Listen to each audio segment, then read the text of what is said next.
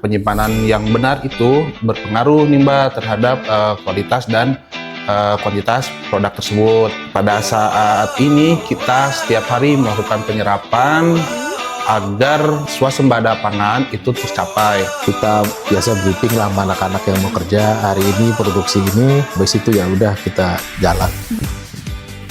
Setiap butir beras yang kamu masak hari ini pernah melewati tangan seorang petani. Disortir di gudang yang luas, diangkat oleh pundak-pundak yang kuat, dan dijaga dengan sepenuh hati agar tetap terjaga kualitasnya. Dan inilah podcast BeFood Stories, kisah dari gudang.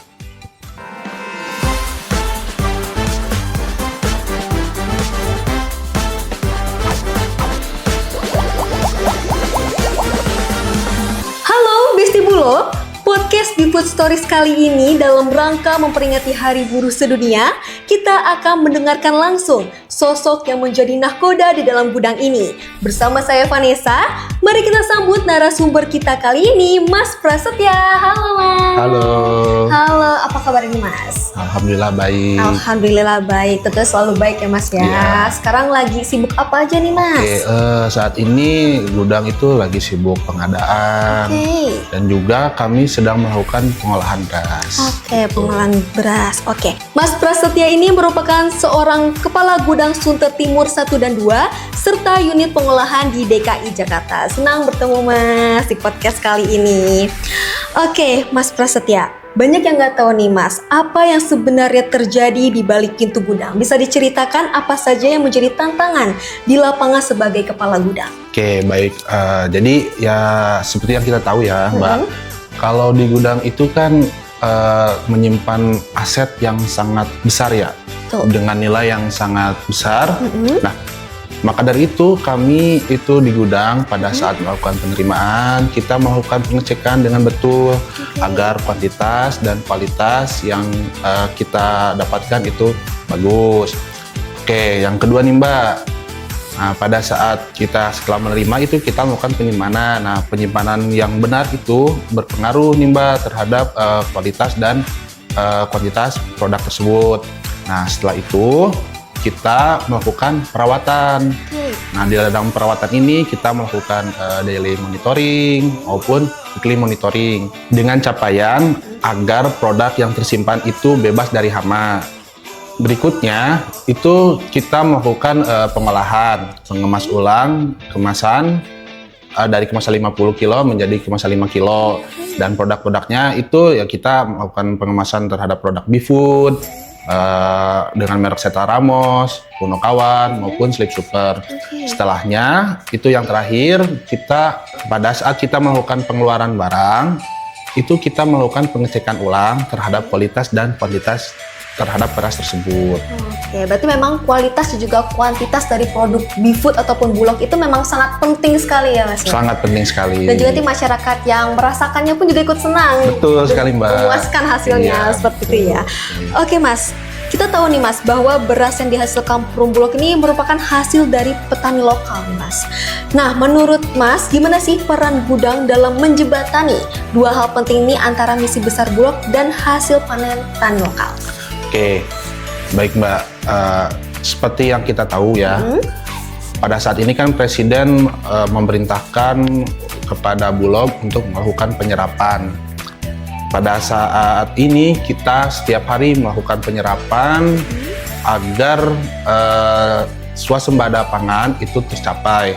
Nah, kita melakukan penyerapan itu tidak hanya PSO, kita melakukan penyerapan juga beras premium.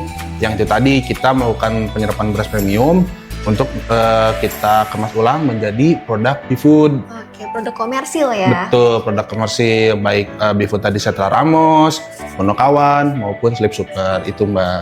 Oke, dan memang dalam hal ini juga peran gudang ini emang sangat banyak ya Mas ya? Betul. Dan juga kegiatan-kegiatan di dalam juga sangat banyak. Banyak, iya betul Mbak. Oke, Mas, di balik kegiatan operasional gudang ini nih Mas, ada tenaga manusia nih Mas. Seberapa pentingnya sih Mas tenaga pembantu di dalam gudang ini? Tenaga buruh di dalam gudang ini sangat penting sekali Mbak. Jadi kalau tidak ada buruh, kegiatan di dalam gudang ini tidak akan jalan Mbak. Makanya peran buruh ini sangat-sangat penting.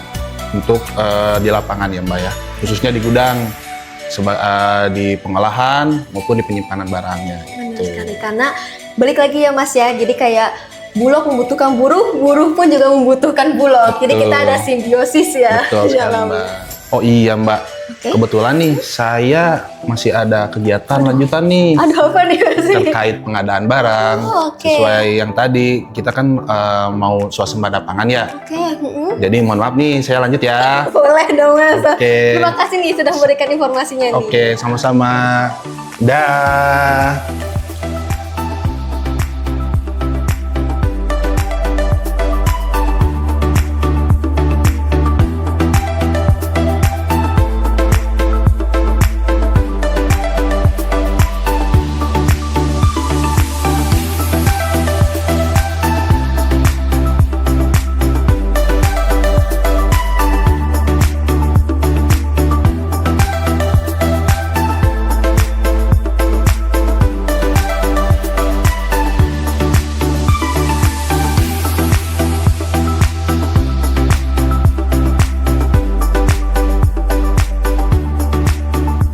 Nah, Besti Bulog, ngomongin soal pahlawan gudang, sekarang sudah hadir bersama kita yakni Bapak Pragat, di mana beliau ini merupakan tenaga perbantuan di unit pengolahan di DKI Jakarta. Mari kita sambut yakni Pak Pragat.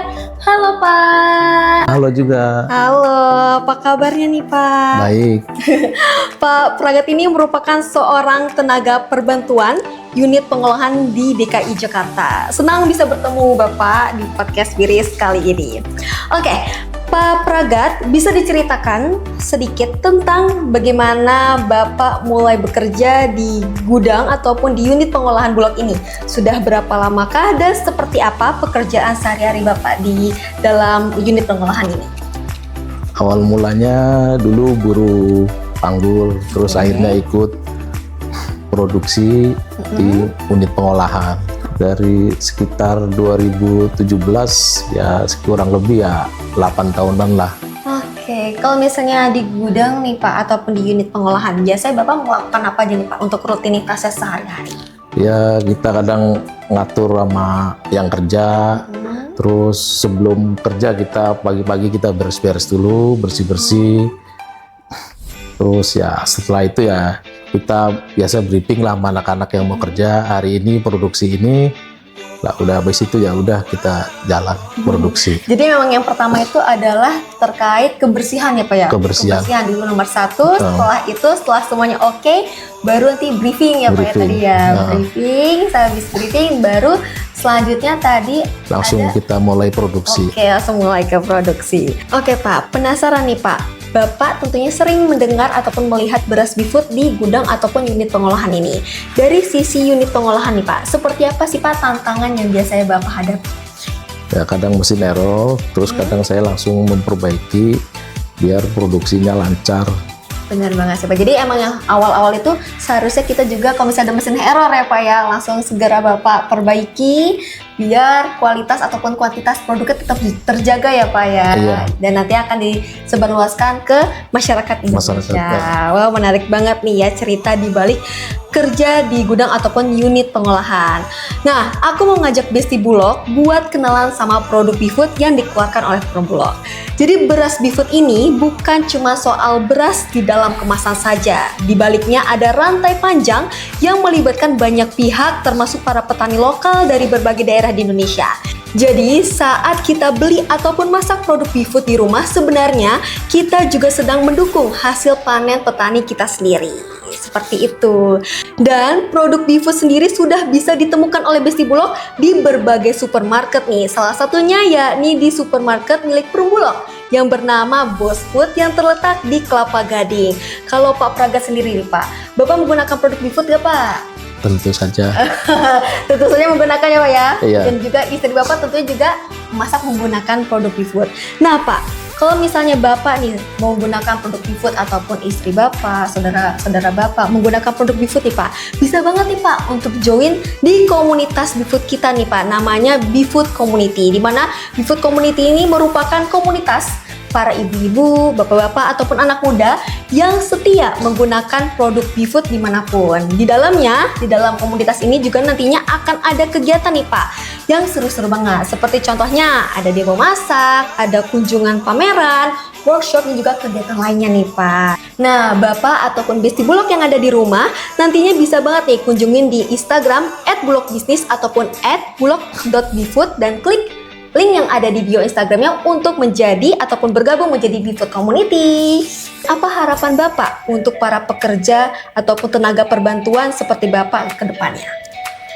Ya kedepannya sih pengennya setiap hari itu ada aktivitas, biar setiap hari ada aktivitas kan seneng lah ngelihatnya.